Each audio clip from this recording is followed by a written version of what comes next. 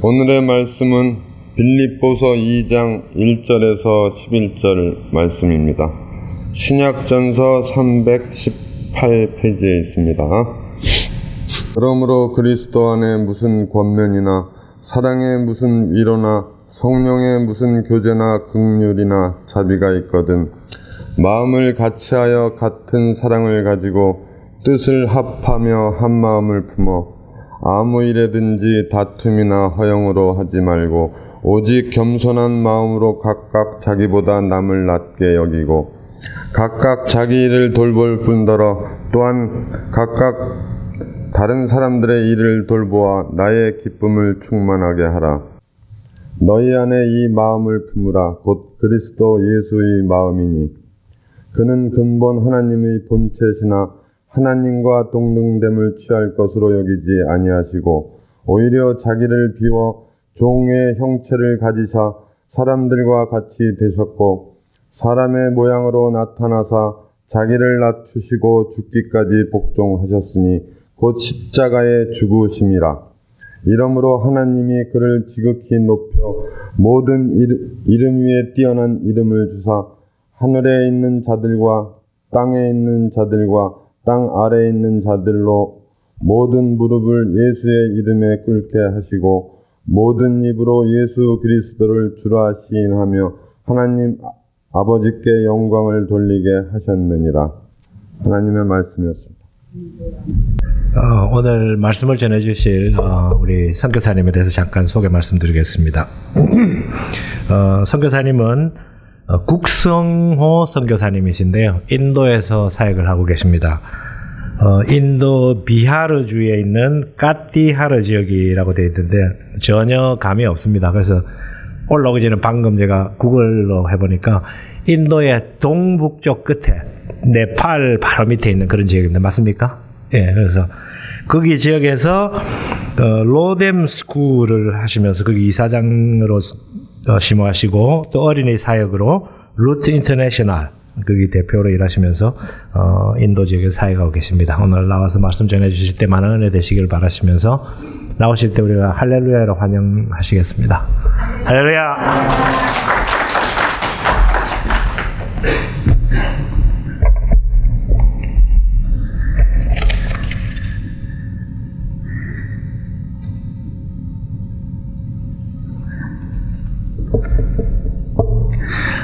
주님의 사랑으로 문안드립니다. 이렇게 귀한 교회에 방문해서 같이 말씀을 나눌 수 있게 돼서 얼마나 감사한지 알 수 없습니다. 제가 사실은 크리스탈 교회를 그렇게 잘 알지를 못합니다. 그래서 마침 예배 드리기 전에 어떤 말씀을 준비할까 이렇게 기도하면서 한 주를 보냈는데 그러던 중에 한 권사님이 연락을 주셔서 같이 식사를 했어요. 근데 식사를 하는데 밥도 맛있었지만 이렇게 제가 밥을 먹을 때마다 뭐가 필요한지를 늘 살피시더라고요. 그래서 그걸 보면서 참 배려가 많은 교회구나 그런 생각을 했고요. 또 하나는 하나님께서 제가 잠깐 들었지만 어려운 일이 이렇게 있었다고 하는데 그럼에도 불구하고 성도님들이 같이 연합해서 이렇게 주님의 몸된 교회를 섬기시는 걸 보면서 저 자신도 굉장히 도전이 되고 또 배움이 됩니다. 저희 인도 사역을 좀 설명을 드리겠습니다.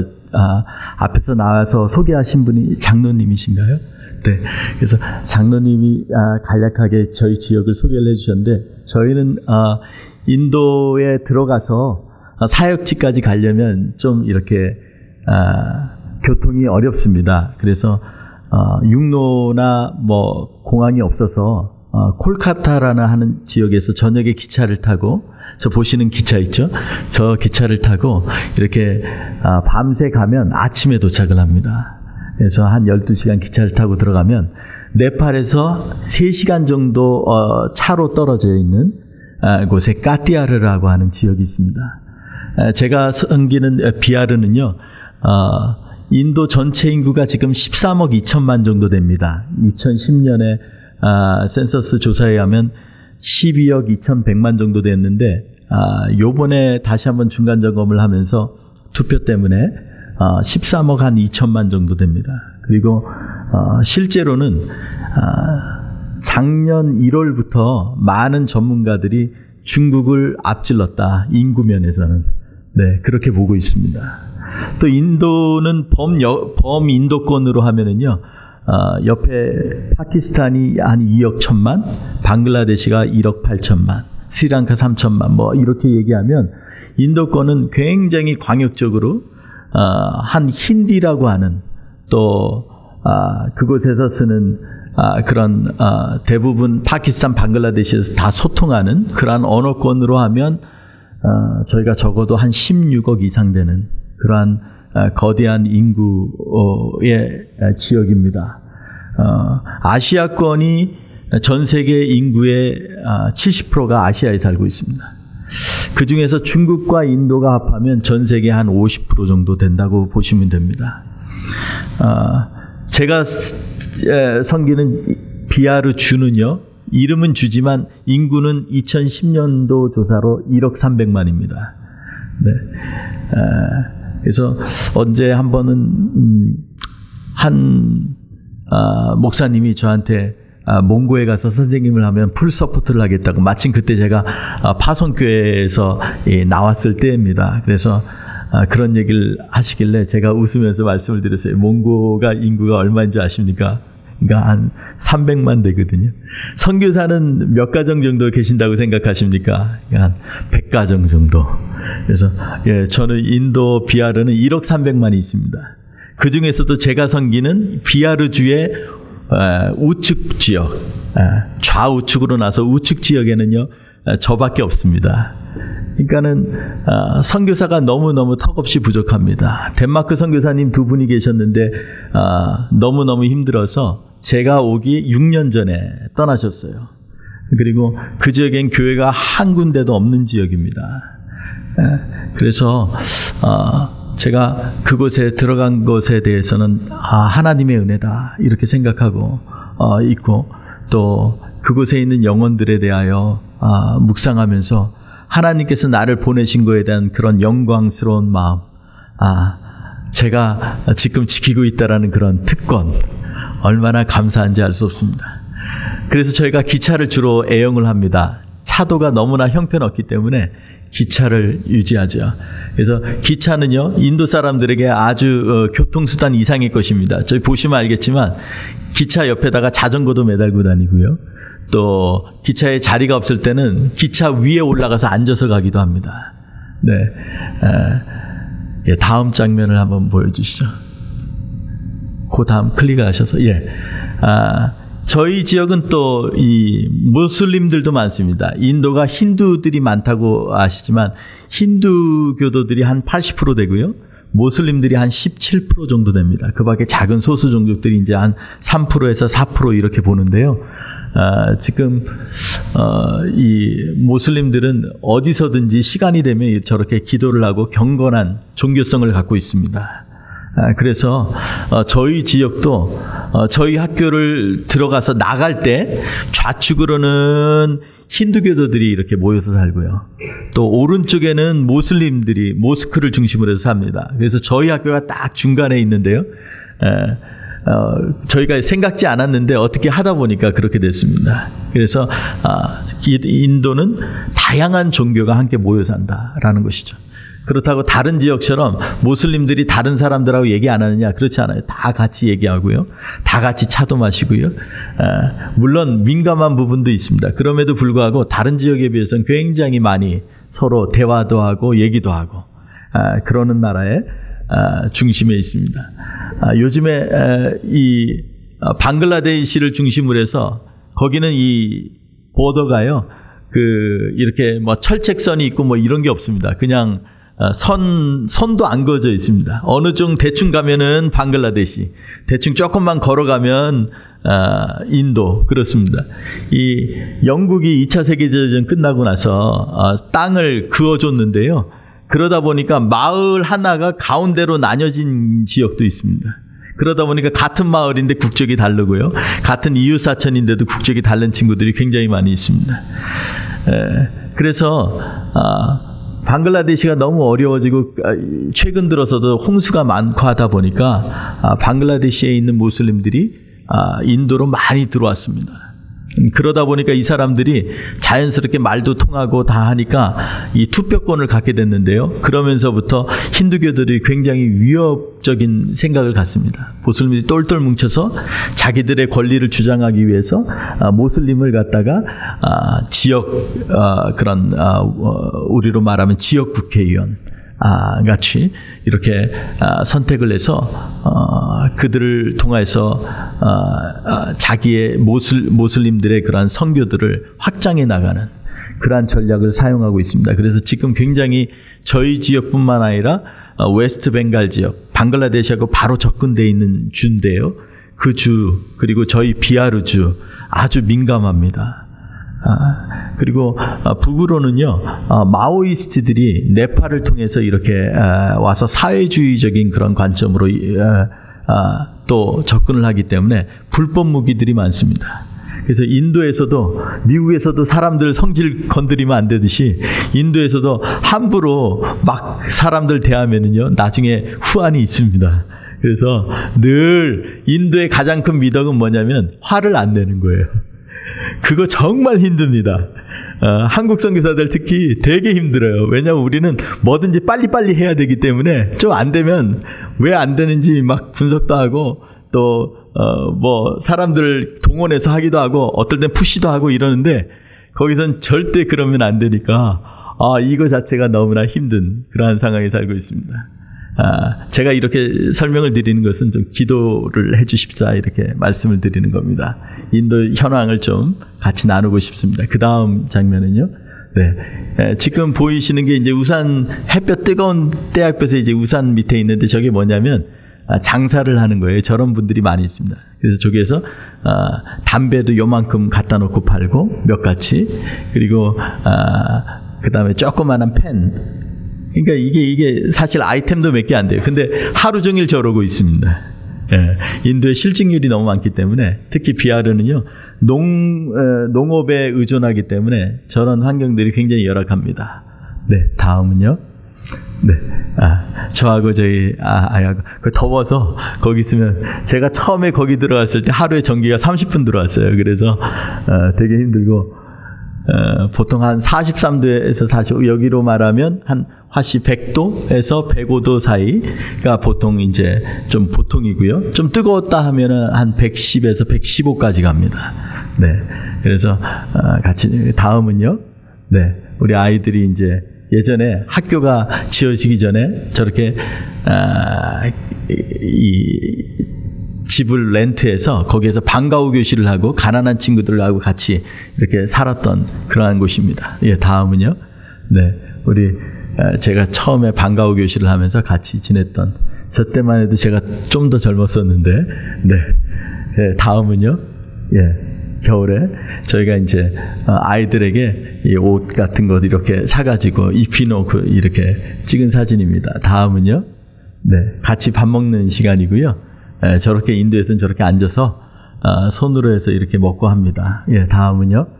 네, 크리스마스 우리 행사 때 이렇게 셀러브레이션 했던 것 사진이고요. 그 다음에 네, 그래서 저희가 이제 이 학교를 지으려고 한 것이 아니라 제가 이제 짓는 거에 대해서 되게 민감해요. 두드러기가 있어요. 왜냐하면 제가 좀 이따 설명을 드리겠지만 한 15년 동안 제가 사실 선교사로는 좀 실패한 선교를 했습니다. 그래서 나중에 깨닫고 나서는 내가 다시는 건축하지 않으리라 이랬는데 애들이 방과후 하면서 애들이 자꾸 많아지고 부모들이 와가지고 기왕에 방과후 교실 할 거 학교도 좀 해달라. 여긴 너무 열악하니까. 그런데 저희 제자들이 이제 선교사로 있던 제자들을 제가 꼬셔가지고 같이 사역을 했는데 제가 신학교에서 한 10년 가르쳤었는데요. 그때 저 밑에서 대학원 졸업했던 친구 부부가 같이 저때 사역을 시작했습니다. 그런데 그 친구들이 어느 날 저한테 연락을 하면서 그러는 거예요. 엉클, 우리 아무래도 학교를 시작해야겠습니다. 돈 없어, 난. 그리고 관심이 별로 없어. 그랬더니, 그래도 이 지역에는 학교가 필요하니까 학교를 해야겠습니다. 그래서, 제가 말을 안 했는데, 그 다음에 편지가 왔어요. 이 메시지로, 이메일로 장황하게 하면서, 자기 아내의 결혼할 때 했던 목걸이하고 반지하고 이거를 팔아서 지금 벽돌을 쌌다고. 팔아서 샀다고. 그래서 그 얘기를 듣고 충격이 많이 있어요. 인도에서는요, 가난한 사람들에게 이 결혼 예식의 목걸이는 평생 한 번 갖는 호강입니다. 여자에게 너무너무 소중한 거예요. 그거 그렇게 파는 물건이 아닌 걸 제가 너무나 잘 알기 때문에. 그래서 사실은, 그 친구들이, 뿌린 그 씨앗으로 말미암아서 우리가 학교를 시작하게 됐습니다. 예, 다음은요. 예, 그렇게 해서 저렇게 벽돌 돈이 조금씩 이렇게 생길 때마다, 또 제가 그때 홈스테이를 했었는데 그때 조금씩 남을 때마다 이렇게 벽돌도 짓고, 예, 다음은요. 예, 이렇게 짓기 시작했습니다. 이렇게 본격적으로 짓기 시작할 때는 마을 분들이 도와주셨어요. 그래서 우리 학교에 근처에 있는 마을 분들이 같이 십시일반으로 약간씩 도와주기도 했지만, 또 벽돌 파는 곳, 그 다음에 뭐 철근 파는 곳, 이런 곳에서 돈 걱정하지 말고 외상으로 먼저 해서 우리 학교부터 지읍시다, 이래가지고서 저렇게 건축을, 나중에는 되게 힘들었지만 하여튼간에 하나님의 은혜로 저렇게 믿음으로 이렇게 짓기 시작했습니다. 다음. 네, 2층도 올리고요. 그래서 지금은 12교실이 있습니다. 다음. 예, 그리고 이제 아이들하고 이렇게 같이 조회도 하고 댄스도 하고 말씀도 나누는 그러한 시간도 아침마다 갖고요. 다음은요. 네, 여기가 저희 운동장입니다. 그래서 처음에는 여기가 그 논을 사가지고서 우리가 학교를 만들었는데 담이 없었어요. 담이 없었더니 인도에서는 아침마다 이렇게 화장실을 갈 때 물동이 요만한 거 하나 들고 달랑달랑 가는데, 새벽 일찍은 여자분들이 가고요. 그 다음에 이제 아이들이 가고요. 그리고 이제 남자분들이 맨 마지막에 갑니다. 그래서 이제 이렇게 논 사이에 또 바나나 나무들 사이에 가서 이렇게 볼일을 다 보고 이렇게 나오는데요. 이분들이 우리 학교가 시작되면서 우리 학교 운동장에 이 실내를 하는 거예요. 그래가지고서 아이들이 뛰놀다 보면 소위 말하는 폭탄을 맞아서 이게 애들이 운동을 할 수가 없을 정도로, 저희 마을 주변에 저희 학교를 애용하는 그러한 주민들이 제가 새벽에 일어나서 이렇게 유심히 봤더니 대략 한 500명 되는 것 같아요. 그래서 하루에 500개씩의 이런 게 있으면요, 이게 도저히 이게 안 됩니다. 그래서 저희가 기도하면서 담을 쳤어요. 그래서 담이 쳐지고요. 처음엔 담을 치면서 되게 좀 부담이 됐습니다. 이거 괜히 선교지에서 내 왕국처럼 보이는 거 아닌가, 뭐 이런 생각을 했는데요. 담 치고 나서 놀라운 일들이 좀 일어났습니다. 이제는 그전까지는 제가 굉장히 좀 이렇게 생긴 게요. 네팔의 동쪽에 사는 사람들이 저희하고 비슷하게 생겼어요. 서쪽은 인도 사람들하고 비슷하게 생겼고, 이 몽골리안처럼 생겨, 이 네팔에. 그래서 저를 보면은요, 제가 또 이제 거기서는 이렇게 입을 수가 없어요. 그러니까는 그냥 인도 사람들처럼 굽다 파자마라고 그런 거 입고 다니고, 수염도 잘 뭐 깎기도 쉽지가 않고, 뭐 이러니까 인도 사람들이 볼 때는 제가 네팔리예요. 네팔 사람은 네팔리라 그러는데, 그래서 네팔리로 오해를 많이 받아서 아주 무시도 당하고요. 처음에 이 학교는 네팔리들이 하는 거다 그래가지고서, 물론 저희 제자들은 인도 본토 사람들입니다. 그런데도 불구하고 오해도 많이 받고 또 이렇게 차별도 많이 받았습니다. 하다못해 어떤 차별이 있냐면, 이 티샵이 있어요.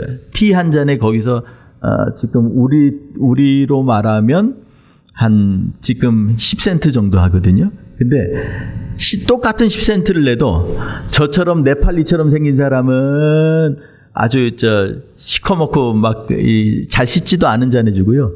그 다음에 거기에서 높은 카스트 사람들은요, 깨끗한 잔에 줍니다. 예, 다 나뉘어 있어요. 잔도 나뉘어 있고 우물물도 같이 못 씁니다. 따로따로 써야 됩니다. 그래서 처음에는 굉장히 힘들었는데, 이 담이 쳐지고 나서 이상한 효과가 일어나기 시작했어요. 뭐냐면, 모슬림들, 왼쪽에 힌두들, 오른쪽 모슬림들이요, 가끔가다 한 번씩 자기네 절기 때마다 싸워요. 왜냐하면 모슬림들은 자기네 라마단 때 보면 소고기를 먹어야 돼. 근데 비하르 사람은 소를 죽인다는 것 자체를 상상할 수가 없어요. 그러니까 둘이 아무래도 그때 되면 엄청 민감해집니다. 그래서 조그만한 것도 다른 것 가지고도 막 시시비비를 가리고 막 싸우는데요. 그럴 때 되면 이제는 어디 와서 싸우냐면 우리 운동장 안에 들어와서 싸워요. 그전에는 그러지 않았는데 담이 생긴 이후로는 우리 운동장 안에 들어와서 싸웁니다.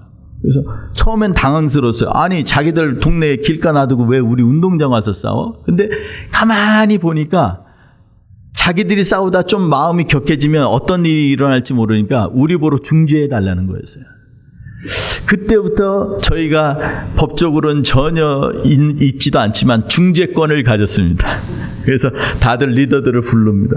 책상에 가서 한번 말씀해 보세요. 뭐가 문제입니까? 그러면은 열심히 토하면서 얘기를 하죠. 그럼 왼쪽에 또 당신은 또 뭐가 문제입니까? 그러면서 자연스럽게 저희가 이제 오면은 먹으면 또 풍성해지잖아요. 그래서 오시면은 간식도 내주고 티도 내주고 아주 그러면서 마음을 녹여놓고 자세히 시시비비를 가린다기보다는 서로 우리가 이해하며 살아야 되지 않냐고. 그렇게 이것이 몇 번을 지나다 보니까 그전엔 저희가 크리스찬이라는 걸 숨겼어요. 왜냐하면 동네에 크리스찬이 아무도 없어요. 그러니까 우리가 그곳에서 덴마크 선교사님들도 여자 선교사님들인데 교회를 세우려고 그렇게 했는데 교회를 세울 때마다 무너뜨리고 불을 내고 이러니까 목회자도 안 오고 두려워서 그리고 사람들도 아예 엄두가 안 났습니다.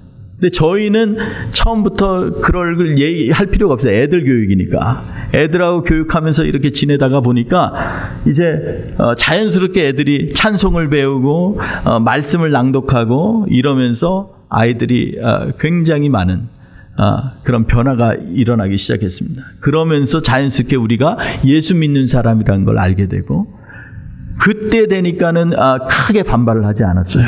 그래서 저희는 감사하게도 우리가 아이들한테 강요하진 않습니다. 그러나 복음을 들을 수 있는 기회를 주어서 성령님이 그 마음을 타치하면 복음을 받아들일 수 있는 그리고 또 찬양을 가르치는데 거기서는 서양 음악이란 게 없어요. 그러니까 우리가 찬양을 가르치면요 이게 무슨 얘기인지 몰라요. 또 우리 학교는 영어로 가르칩니다. 그러니까는 일반 분들은 다 힌디만 쓰니까 농부들이 대부분이거든요.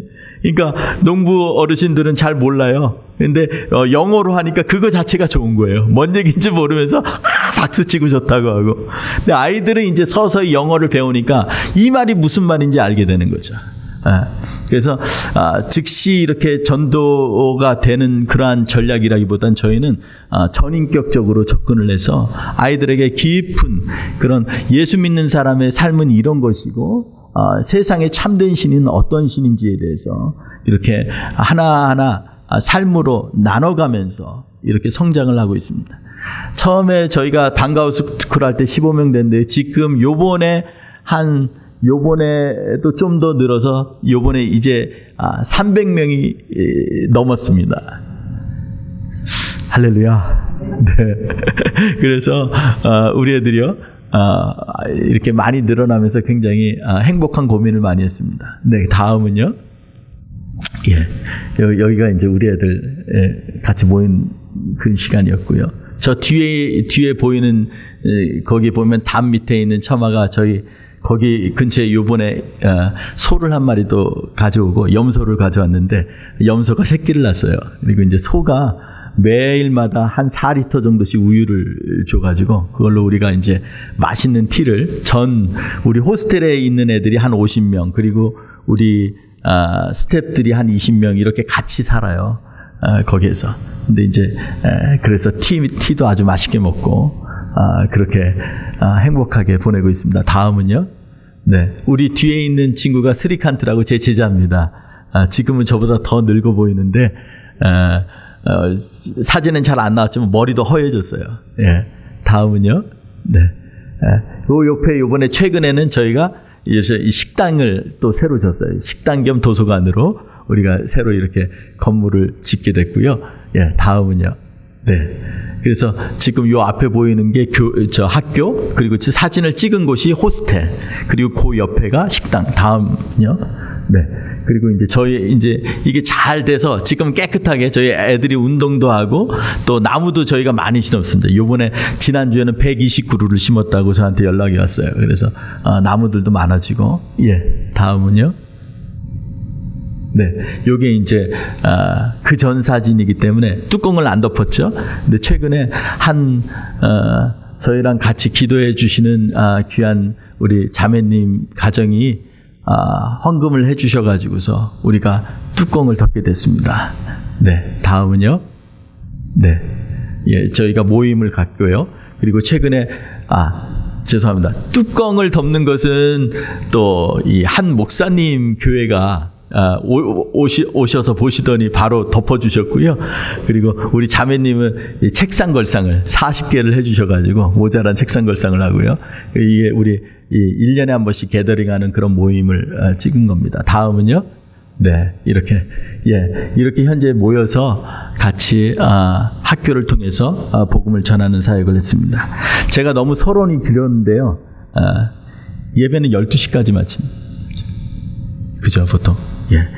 짧은 시간에 해야 되는. 제가 인도 선교사다 보니까 가만히 보니까 이 교회는 말씀도 너무 잘 가르치시는 것 같고, 그래서 제가 말씀을 나누기보다는 선교지를 말씀을 나눠야 하는데, 자, 오늘 말씀을 그럼 좀 짧게 제가 한 5분 정도 추가할 수도 있겠습니다.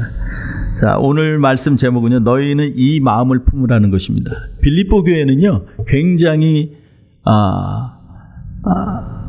중요한 교회입니다. 그리고 이 빌립보 교회에 대해서 바울 서신 가운데 이 빌립보서는요, 사실은 내용이 어려운 게 아니라 그 전체의 흐름을 알지 못하면 이 빌립보서를 이해하기가 굉장히 어려워요. 왜냐하면 빌립보 교회 이 빌립보서 하면 다들 아시겠지만 이 기쁨에 대해서 얘기하시잖아요. 기뻐하라는 거죠. 근데 기뻐하라는 게 좋은 일이 있어서 기뻐하는 게 아니고 어렵고 힘든 일이 있음에도 불구하고 기뻐하라는 거예요. 그러니까 이게 얼마나 쉽지 않은 글이겠어요. 그러니까 바울 사도도 고민하면서 쓴 글이 바로 이 빌립보에 있는 이 빌립보서입니다. 빌립보 교회는 바울이 성령의 인도하심으로 아시아에서 환상 중에 마게도냐로 건너가서 나를 도우라, 이러한 계시를 통해서 마게도냐로 건너는데 이제 아시아권에서 유럽으로 가서 첫 번째 세운 교회가 바로 이 빌립보 교회입니다. 그리고 그때부터 바울의 고난과 복음의 여정에 함께한 교회로 유명한 교회지요.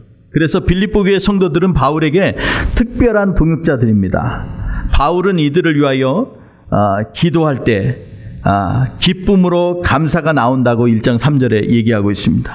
기도할 때마다 내가 너희를 위하여 중보한 것이 얼마나 많은지, 내 안에 중보가 막 나온다, 막 터져 나온다, 이렇게 얘기하고 있습니다. 얼마나 보기만 해도 예쁜지요. 빌립보 교인들을 향해 그리스도의 심장으로 너희를 사모한다고까지 말하고 있습니다. 오직하면 내가 사모하고 사랑하며 나의 기쁨이여 면류관이라고 하겠습니까? 4장 1절에 보니까 너희는 내 면류관이다 라고 얘기를 하고 있습니다. 왜 이렇게까지 빌립보 교인들이 바울에게 특별했을까요? 그것은요, 바울이 옥에 갇혔을 때, 또한 예수님을 위하여 복음을 증거할 때, 그리고 복음의 열매를 맺힐 때에도 항상 함께한 교회와 성도들이기 때문에 그렇습니다.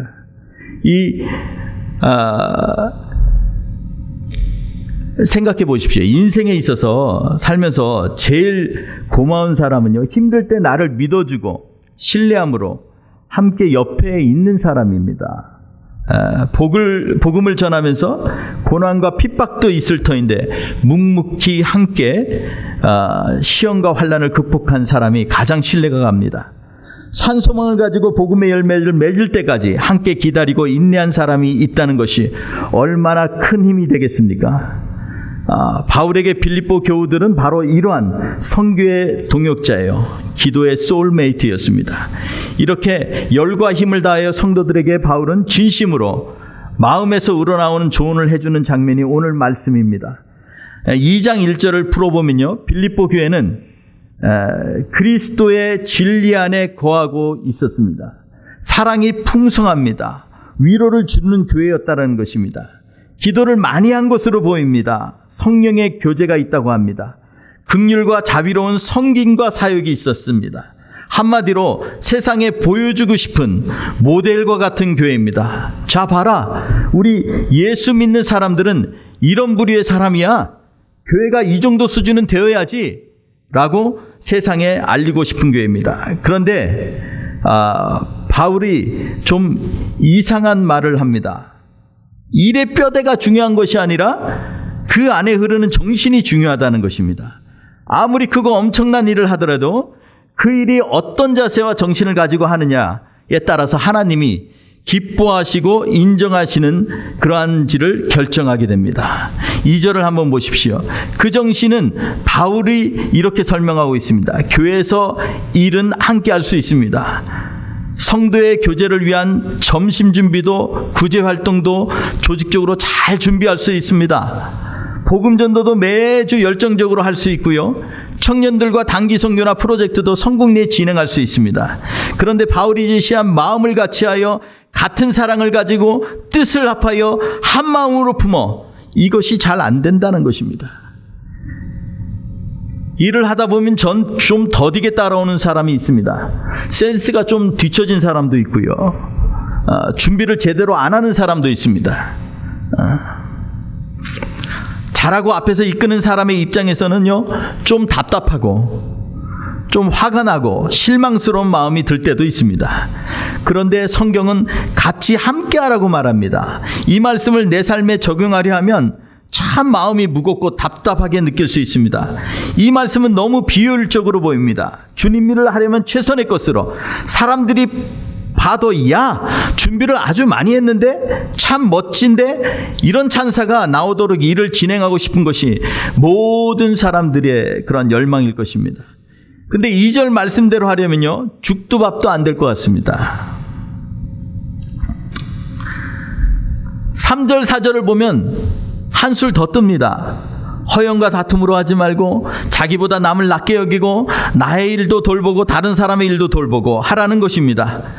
2절에서 4절 말씀을 원문에 충실하여 입각하여 다시 한번 풀어보면요, 2, 3, 4절이 모두 나의 기쁨을 충만하게 하여라는 말하고 연결이 되어 있어요. 이 바울 사도가 나의 기쁨을 충만하게 하다. 근데 이 원어로 하면요, 이게 컴플리트 됐다는 거. 나의 기쁨을 완전하게 했다라는 것입니다. 얼마나 대단한 찬사입니까? 근데 이렇게 되려면은 이 말씀에 이 지금 현재의 상태를 얘기를 해야 되는 것입니다. 우리 이 말씀에 보면은 어떠한 원문으로는 어떠한 의미냐면요, 같은 마음을 갖고 같은 사랑을 유지하면서 영으로 연합된 상태, 그리고 한 목적을 가지려 하면서 아무것도 자기중심적으로 하지 말고 허영으로도 하지 말고 당신 스스로 중요하게 생각하는 것보다 더 다른 사람을 중요하게 여기도록 마음의 겸손함을 가지고, 거기다가요, 당신의 취향과 관심을 고려해서 할 뿐만이 아니라 다른 사람의 그런 관심과 취향도 고려해서 하나님의 일을 해야 한다는 것입니다. 이건 뻔히 길이 보이는데 좀 더디 오는 사람을 기다려줘야 된다는 것입니다. 불가능한 일이죠. 우리의 힘으로 하면 불가능한 일입니다. 이게 어떻게 가능합니까? 그것도 그 사람이 부담을 갖지 않고 상처받지 않고 열등감 갖지 않고 위축되지 않고 함께 할 수 있도록 배려해야 한다는 것입니다. 어떤 성도는 다른 분들이 다 상 차려놓고 막 먹으려 하면 숟가락 하나 얹는 분도 있을 것입니다. 얼마나 얄밉겠어요. 그런데 그런 분들이 모두 준비를 함께 한 것처럼 뜻을 합하라는 것입니다. 이게 가능합니까? 도대체 하나님의 일을 하라는 겁니까? 아니면 옛말처럼 도덕군자의 마음을 가지고 있는 것에 중점을 두라는 말입니까?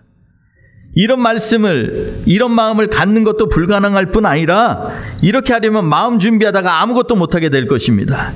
그러면 바울 사도는 불가능한 것을 우리에게 강요하는 걸까요? 아닙니다. 절대로 아닙니다. 그러면 어떻게 해야 하는 것이 가능합니까? 바울은 명확하게 이것을 가능한 방법을 제시했습니다. 5절을 우리가 함께 읽기를 원합니다. 같이 읽겠습니다. 시작. 너희 안에 이 마음을 품으라. 곧 그리스도 예수의 마음이니. 아멘. 내 힘으로는 안 된다는 것입니다. 주님이 나서셔야 된다는 것입니다. 이 길밖에 없습니다. 교회가 교회답게 되려면, 하나님께서 기뻐하시는 성도들이 되려면 이것이 유일한 대안이라는 것입니다. 그렇다면 예수 그리스도의 마음이 뭡니까? 첫째로는요, 예수 그리스도의 마음은 동등됨을 취하지 않는 것입니다. 예수님께서 기뻐하신 일이 되려면요, 다른 사람보다 위에 있으려 하지 말고 오히려 동등하다고도 생각하지 말아야 합니다. 어떤 일이 있을 때 가끔씩 성도님들이 저에게 조언을 부탁을 합니다. 목사님, 아니 내가 큰 것을 바라는 것도 아닙니다. 상식적으로 한번 생각해 보세요. 이것은 커먼 센스 아닙니까? 너무나 억울합니다. 너무 속이 상합니다. 이건 예수 믿는 사람으로 도저히 할 수 없는 것 아니에요? 여러분, 예수 믿는 사람이 상식으로 옳고 그름으로 따지면 안 됩니다. 상식적으로 보면 도저히 이해가 안 되더라도 이거 가지고 상식으로 따져서는 안 되는 거예요.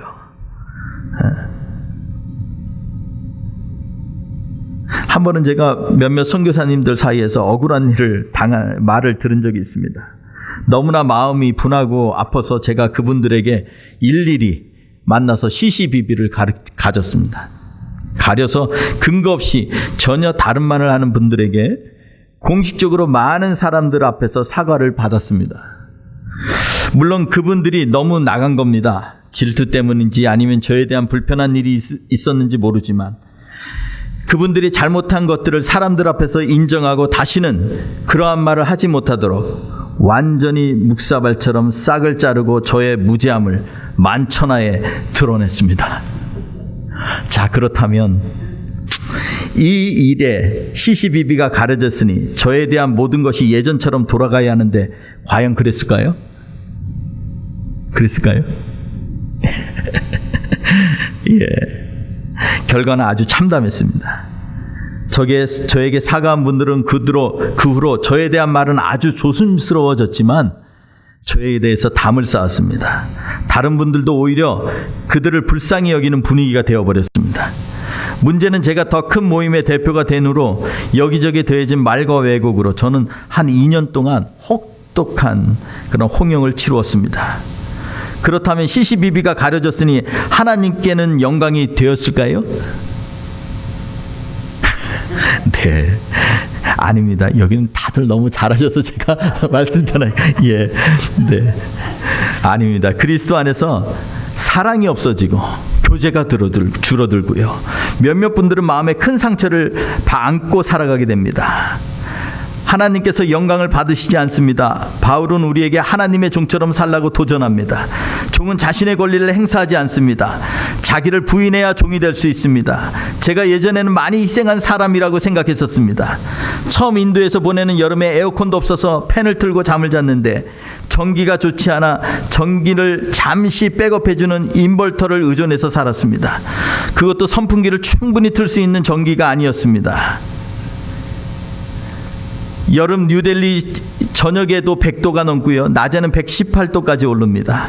밤에 잠을 자다가 몽유병 환자처럼 매 20분마다 받아놓은 물을 옷을 입은 채로 머리부터 붓고 다시 바닥에 눕습니다. 20분 지나면 거짓말처럼 다 말라버립니다. 아침 6시경에 약 30분 신선한 바람이 부는데요. 그나마 그때가 가장 하루 중에서 잠을 청할 수 있는 절호의 시간이었습니다. 한국 IMF 경제위기 때는 한국 돈 환율이 너무 떨어져서 인도에서 집세 내고 공과금 내고 모자란 엄마 저 대신 아이들 우유 사 먹이는 것 제하면 그 당시 4인 우리 가족이 50불 정도도 안 되는 돈으로 한 달을 생활해야 했습니다. 동네에서 일주일에 한 번씩 바자르라고 하는 동네에 서는 그 장이 있는데요. 저녁 9시 늦지막히 나가서 채소 장소들이 버린 무청을 걷어다가 깨끗이 씻어서 국과 김치를 만들어 먹었습니다. 한 달에 한두 번씩 아내가 좋아하는 20센트짜리 초레 빠뚜레라고 하는 떡을 사다가 그것을 먹은 것이 저희에게는 굉장히 아름다운 추억이고 그리고 지금도 생각할 때 우스웠던 외식이 되었습니다. 제가 다른 지역으로 옮겨서 한국 음식이 너무 먹고 싶었는데요. 어떤 선교사님 가정이 저희한테 라면을 갖다가 4개가 들은 한 봉지 라면을 주셨어요. 그게 얼마나 감격스럽든지 저희 아내하고 그걸 갖다가 사람들이 이 들어다니면서 잘 보이는 책장 맨 위쪽에 잘 보이는 데다 놔두고요. 먹고 싶을 때마다 2달 동안 안 먹고 그걸 봤습니다. 참기름이 너무 먹고 싶은데 참기름이 없어가지고 마침 참기름이 한 병 보였는데 거기다가 식용유를 4배 섞어가지고서 1년을 먹은 기억이 있습니다. 제가 뭐 이게 고생한 거 얘기하려고 나온 건 아닙니다. 그런데 문제는요, 이렇게 아무리 이렇게 했을 때 내가 어떤 생각이 들었냐면은, 내가 한국에서 목회하고 살면 교회에서 존경받으며 사역할 수 있는데 그런 목사인데 난 이게 뭐야, 이렇게 생각한 적이 한 번도 없습니다. 왜냐하면요, 예수 그리스도께서 너희는 이 마음을 배우라라고 할 때 그 마음은요, 자신을 비워서 종의 형상을 가지고 이 땅에 오셨다라는 것입니다. 그러니까 종이면 종답게 행동해야 되는 거예요. 오히려 동등됨을 취할 것으로 여기지 아니하시고 자기를 비워서 종의 형체를 가져서 사람들과 같이 되셨다라고 얘기하고 있습니다. 우리의 삶에 있어서 내가 한 것을 자랑하려고 선교를 하는 것도 아니고 사역도 하는 것도 아닌데, 사람이 살다 보면 억울한 일만 생각이 납니다. 이런 거 다 이 하나님 앞에 분풀이로 기도하고 막 이러고 나면요, 하나님 마지막에 저한테 이 회개의 기도를 더 세게 하도록 하나님이 늘 인도하시는 것을 보게 됩니다. 둘째로 예수의 마음이 뭡니까? 8절에 보니까 자신을 낮추는 것이라고 했습니다. 마태복음 11장 28절 30절 보면 수고하고 무거운 짐지다들아 다 내게로 오라. 내가 너희를 편하게 쉬게 하리라. 나는 마음이 온유하고 겸손하니. 예? 그래서 온유하다는 건요, 상대방이 얘기하면 그걸 잘 받아들이는 상태를 온유라고 합니다.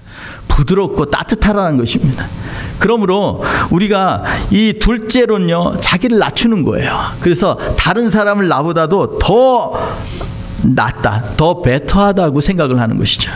예. 물론 우리가 인도에 가면서, 제가 인도에 가서 초기에 영어도 잘 못하고 힌디도 못할 때에도 열정이 너무 뜨거워가지고요, 길거리에서 복음 전도를 굉장히 많이 했어요. 구루들 불러다가 복음 전하고 많이 실갱이도 하고 했어요. 그런데 제가 처음에 제가 인도 가면, 저희 가정이 인도 가면 인도가 변할 줄 알았습니다. 근데 시간이 지나니까 인도는 안 변하고 제 마음만 더 강팍해지고 인도 사람을 사랑하지 않는 나를 발견하게 됐습니다.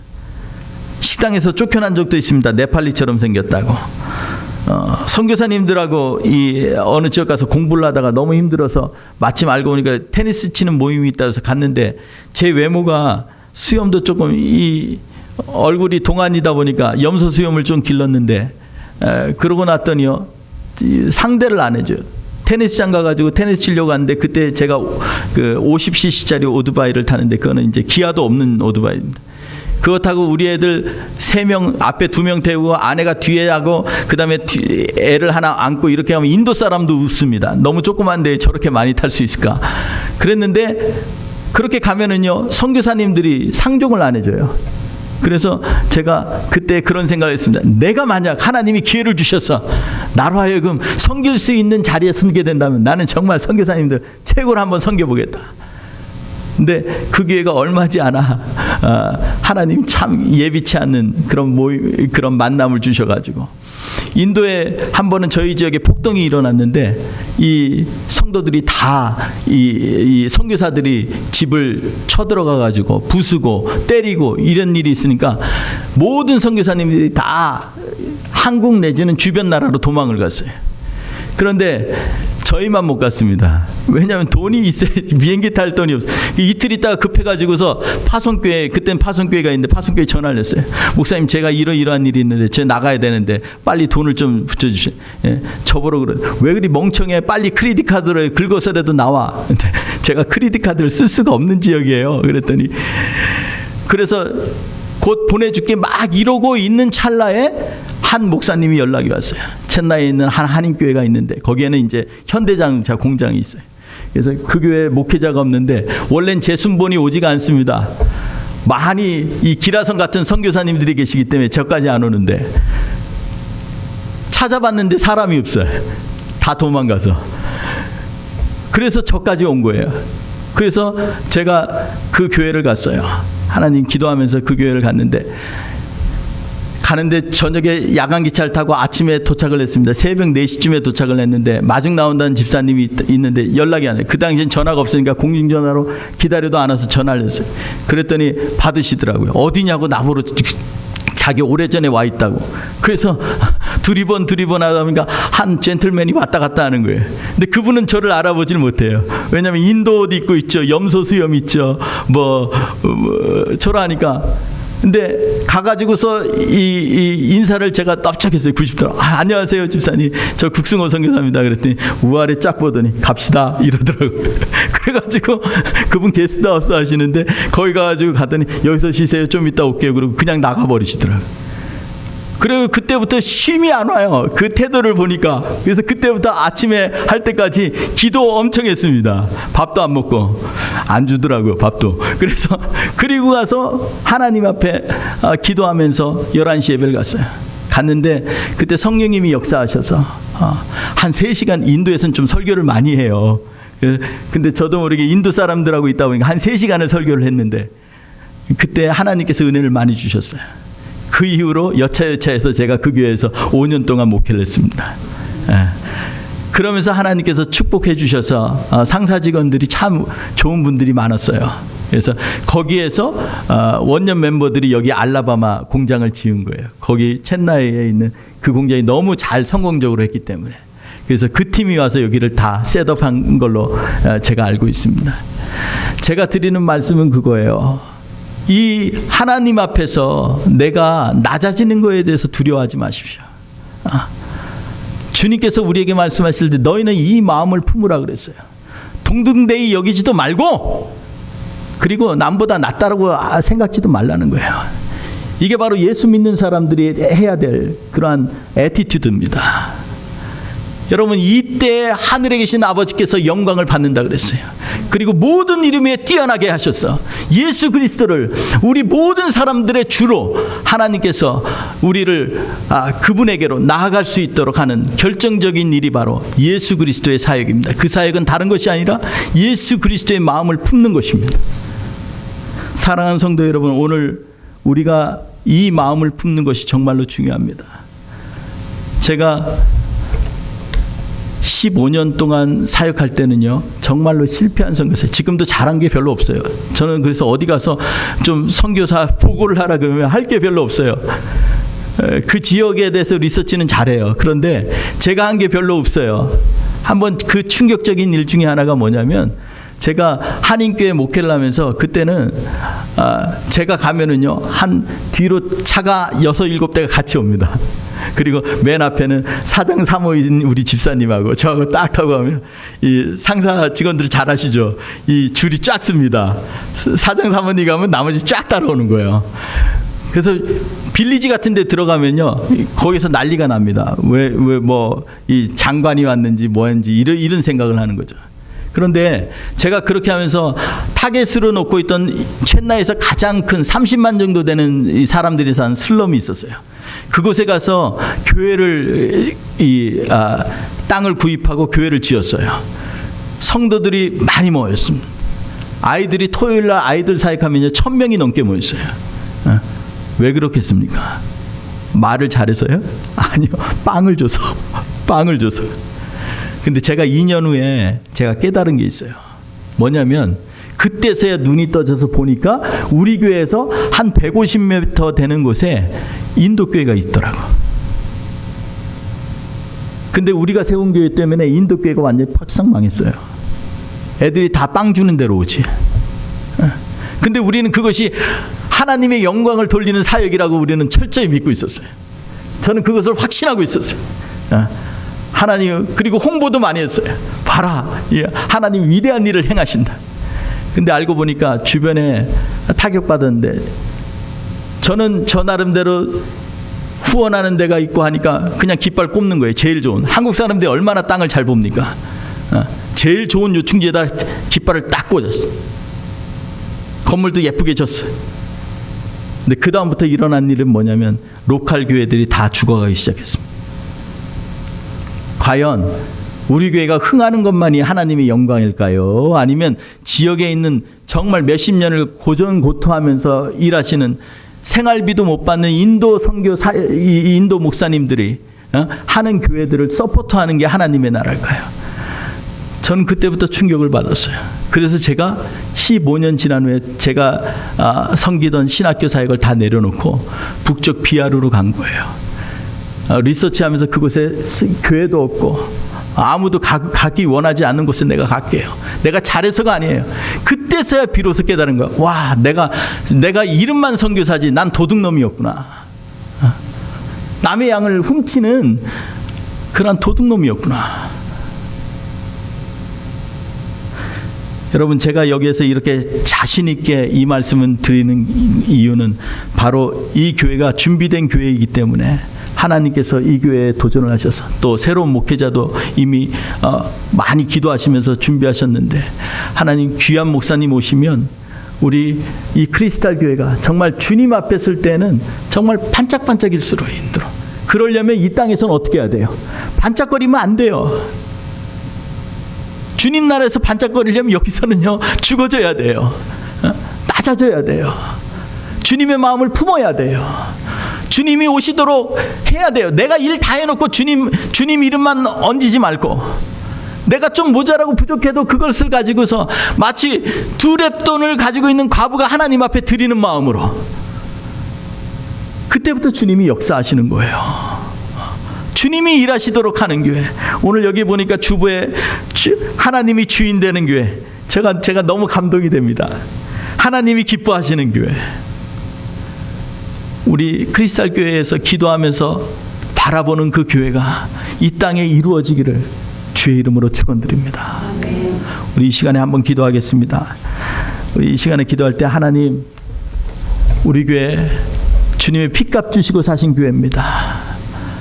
하나님, 우리 이 크리스탈 처치를 통해서 하나님 이 지역사회가 복을 받고 열방이 복을 받고 하나님 나라가 이루어지게 하여 주옵소서. 우리 한번 합심해서 뜨겁게 같이 기도하겠습니다. 할렐루야. 하나님 아버지 감사합니다. 주님, 이 시간에 하나님 아버지 우리에게 함께하여 주옵소서.